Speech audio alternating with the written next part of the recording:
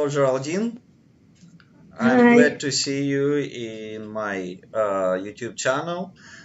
Um, my usually first question is, can you introduce yourself? First, thank you for inviting me to participate of this. And my name is Geraldine, and I live in Chile, country in South America. Okay. Uh, in which year is Chile appeared? There has been like people living in the territory that is now considered Chile since eight, 18,500 years ago. But Chile was founded since it was conquered by Spanish people in the 5040, but then Chile became independent from Spain in the 1818. What is the currency in Chile?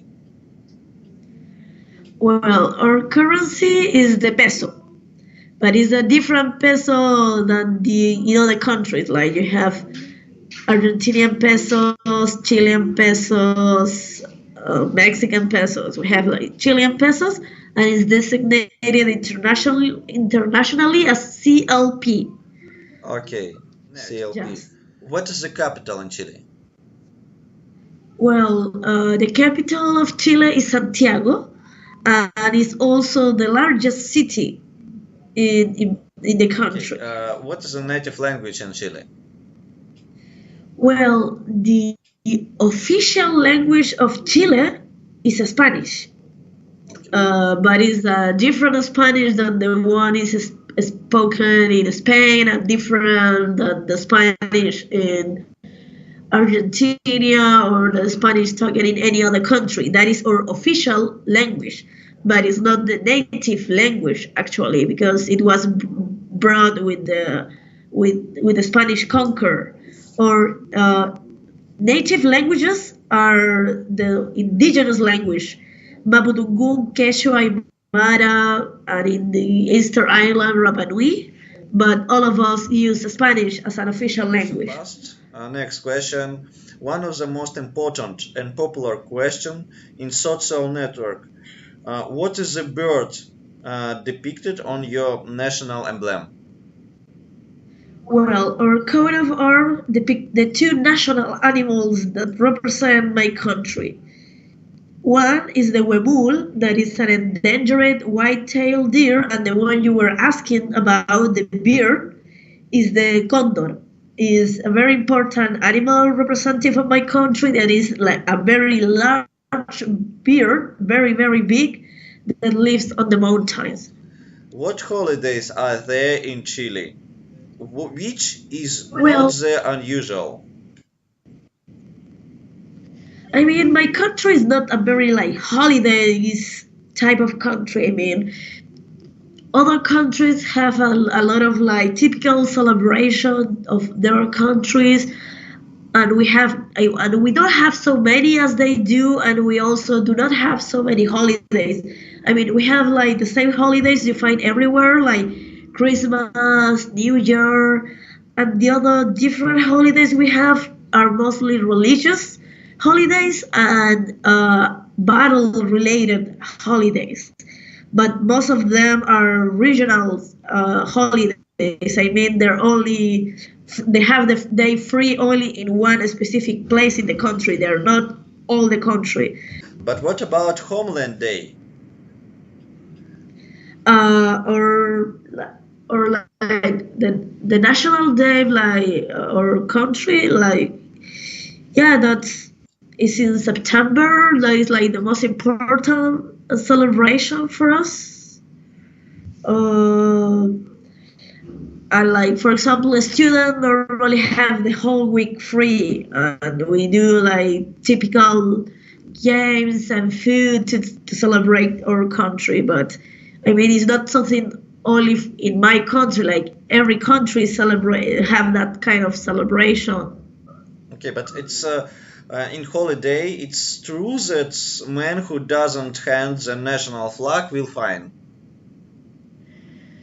Well, I mean, there is a rule, a law that says that you're supposed to put the flag, but uh, there is a rule, but the police is never checking this kind of thing. I mean, I have never ever met anyone who get a fine.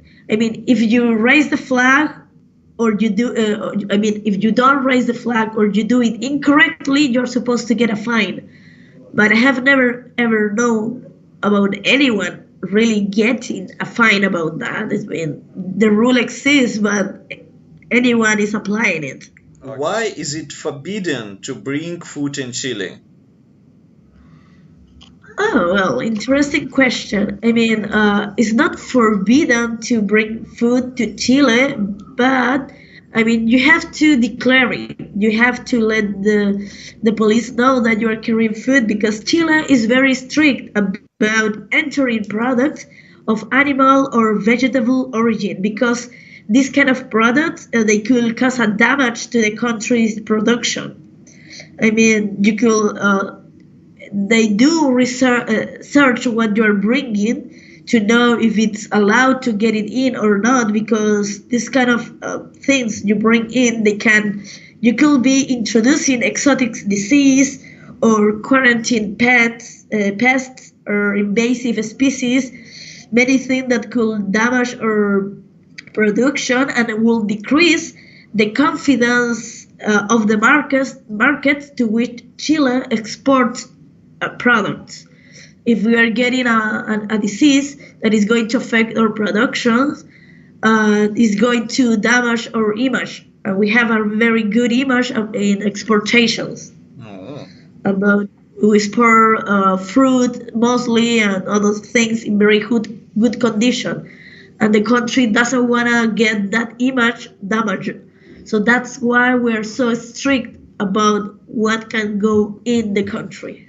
Next question about fruit. What are the most popular grapes like a landmark in Chile? The most popular Grape. grape type. I mean, we have like over 20 varieties of grapes that are mixture of Spanish and French varieties. But like the most popular one, like it's is the Carmenere. And why the Carmenere variety is the most popular we have? Because this variety uh, it was supposed to be extinct. In like in Europe, they think it was extinct because it got attacked, like for an infection and disappeared. But then they find out it was still existing in Chile, that we were cultivating this variety. And when they find out that, that's when it begins being like the more emblematic variety of grape of Chile. Let's start with seventh question. It's tell us about education in Chile. That Okay. maximum score in the school is 7. You have Uh-huh. 12 grades and you can't educate it for free in a university. These facts all true? Yeah, it's true. I mean, okay. Well, the education in Chile is divided in the preschool, primary school, secondary school, technical or higher education, the university. Like the preschool and is like the same like everywhere, I guess. And then the primary school in most country is like primary 6 years and secondary 6 years. But we have a different division. We have 8 years of primary school and only 4 years or secondary school. And then we have like the technical or higher education that is almost very similar to other countries. So yeah, we have the maximum score is 7. We have from 1 to 7. And yeah, we cannot educate for free. I mean, primary school and secondary school is for free. I mean, it's not all free, but you have like paid education and free education, but only for primary and secondary. For a university, the system in Chile for many years have been different than in other countries. We have like public and private university, and what make people get confused is that in everywhere public university is free and private university is paid. But in Chile, public and private both are paid and both cost the same, very expensive. The only difference is like the public belong to the state and the private belong to a company. Because education in Chile is seen not as a right that you have as a citizen, but like any other product you can buy. It's just a product. If you have the money, you can buy it. If you don't have the money, sorry, you cannot buy it. That is the way is education seen in my country, but not anymore. I mean, we have been fighting for several years to attempt to get free education, and it have recently been approved. And not everyone. We don't have now universal free education, but some people is studying for free. But now we have a different government that is going to start soon. So we don't know if the free education is going to keep working and expanding to more people or is going to stop because the new president is against free education. So we don't know what is going to happen with our new free education that is starting. You have special Indians. Who was the Mapuche Indians? Do they have native language and writing? Yeah, the Mapuches, Mapu means land and Che means people, is a group of indigenous inhabitants of the south of Chile and central Chile, and also they live in southwestern Argentina. Uh, but Spanish colonizer, they used to call Mapuches Araucanians. So many people also know the word Araucans to refer to these indigenous people. And the language they speak is called Mapudungun. Oh, okay. And this is like the most like important indigenous group in my country. I mean, like because they have resisted for many long time. I mean, like from Peru, from the north, the Incas were coming down, invading other indigenous group, attacking them and taking control of them. And they were coming down, and they take over all the indigenous group from the north of Chile. But then they could not conquer the Mapuches, and that was they marked the limit where the Incas could get. But then with the arrival of the Spanish people, it was the same. They attack and kill most of indigenous people, but they keep fighting with the Mapuches for many, many, many years, and they could not defeat Mapuches. And Mapuches, they're still in a fight. I mean, they were fighting with Incas first, then with the Spanish conquer, and now they're still fighting with the Chilean government and the Argentinian government that is trying to eliminate them since we get independent and both countries, Chile and Argentina, continues with the Spanish work of trying to eliminate Mapuches people because they are protecting their land in the south, and the government, of course, they want those land. So we have a very complicated situation in the south. There's some kind of war constantly going on in the south between the Mapuches and the government. Okay. Also in Argentina, it's happening the same. So, and am I right that they don't have own writing? I mean, you asked me about writing. Originally, the Mapudungun language was only oral. but with the time they develop a writing, Okay. and now they have a writing. They have. Okay, they have. Yeah, they have now. Next, what do folks in Chile think about Antarctic? I heard you consider this land own territory. Well, most Chilean people don't care about the Antarctic. They don't think anything about the Antarctic. And I'm pretty sure most of the population don't even know that we own a part of the Antarctic. It's not that the whole Antarctic belongs to Chile, only a little piece of the Antarctic. Uh, it is called is Territorio Chileno Antártico. Is called this territory claimed by my country that is only a portion of the Antarctic. But yeah, it's only like military people living over there. Like there isn't like common people living in the Antarctic.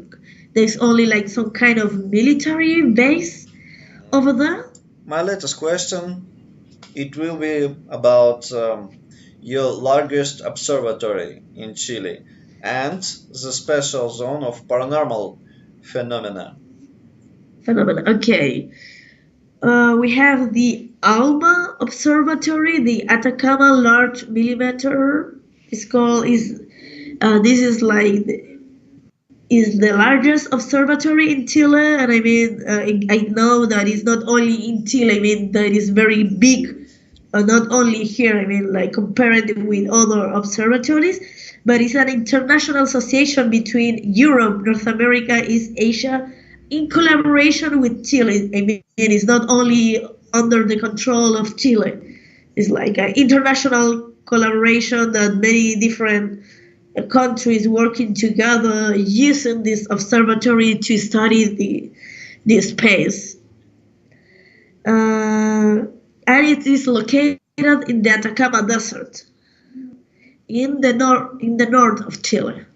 And you know the Atacama Desert is like the most dry desert in the world. And there the sky is like very clear. It's like a perfect location to watch the sky, and also it's a place very known for paranormal phenomena. You have the north of Chile, the Valle del Elqui, is like the most famous place for UFO sightings. Like many people that come to Chile, they want to go to the north and put their tent and spend the night watching the sky because everyone claims that you can really watch UFOs in that sky. So thank you for interview, Geraldine.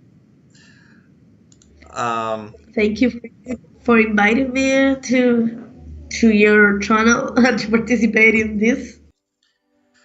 let's make a short description about Chile. The conquest of Chile began in earnest in 1540 and was carried out by Pedro de Valdivia, who founded the city of Santiago on 12th February 1541. After declaring its independence from Spain in 1818, Chile emerged in the 1813th as a relatively stable authoritarian republic.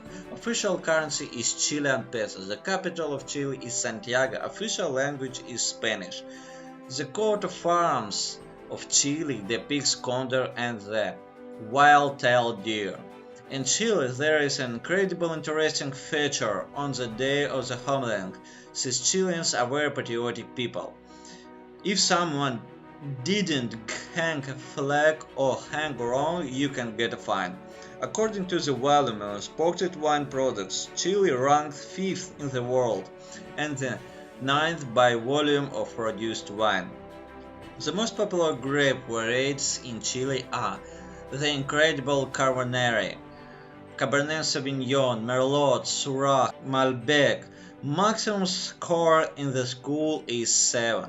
You have 12 grades and you can't educate for free in a university. On the territory of Chile in the north lives the tribe of the Indians Mapuche. The language of this tribe Mapudungun, one of the few tribes of our world which never won anyone, neither the colonials nor the modern state.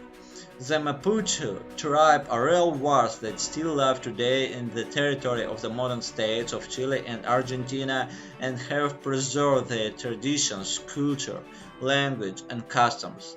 While the whole modern world thinks that Antarctica is a common territory and there is no statehood on it, the inhabitants of Chile already live there, and it is not surprising. Why waste time? The Atacama Large Millimeter Array ALMA, an international association between Europe, North America, and East Asia in collaboration with the Republic of Chile, is the largest astronomical project in the world and is in the Atacama Desert of northern Chile. ALMA is the largest and most expensive astronomical project based on the Earth. The cost of the project is estimated at $1.5 billion. The secret is that Chile, namely the Atacama Desert, got a crystal clear sky. This contributes to a number of important factors: dry air, low clouds, elevation above sea level, more than 2,000 meters, distance from major lighting sources, and one, of course, the most attractive place for visiting aliens, where they can observe people while we are for the aliens. I was glad to tell you about Chile. Wait for a new video, subscribe on my channel. See you next time.